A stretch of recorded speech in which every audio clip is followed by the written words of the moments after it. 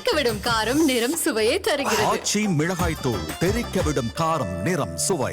அரசியல் காழ்ப்புணர்ச்சி காரணமாகவே தனது வீட்டில் லஞ்ச ஒழிப்புத்துறை போலீசார் சோதனை நடத்தியுள்ளதாக பன்ருட்டி அதிமுக முன்னாள் எம்எல்ஏ சத்யா பன்னீர்செல்வம் தெரிவித்துள்ளார். கடலூர் மாவட்டம் பன்ருட்டியில் உள்ள சத்யா பன்னீர்செல்வத்தின் வீட்டில் போலீசார் லஞ்ச ஒழிப்பு சோதனை மேற்கொண்டனர். சோதனையின் போது சத்யா பன்னீர்செல்வம் மயக்கமடைந்ததால் கடலூரில் உள்ள தனியார் மருத்துவமனையில் அனுமதிக்கப்பட்டார். அதிமுக பொதுச் செயலாளர் எடப்பாடி பழனிசாமி கடலூர் வந்தபோது பிரம்மாண்ட வரவேற்பு கொடுத்ததால் அரசியல் காழ்ப்புணர்ச்சியால் தனது வீட்டில் லஞ்ச ஒழிப்பு சோதனை நடைபெற்றுள்ளதாக சத்யா பன்னீர்செல்வம் குற்றம் சாட்டியுள்ளார். கழக பொதுச் செயலாளர் வந்தார், அவருக்கு சிறப்பான வரவேற்பு கொடுத்தோம். இந்த பண்ருட்டி தொகுதியை அதிமுக தொகுதின்றதை அவருக்கு காட்டிட்டு நாங்கள் அந்த காழ்ப்புணர்ச்சி காரணத்தினால திமுக எங்களை வேணுன்னே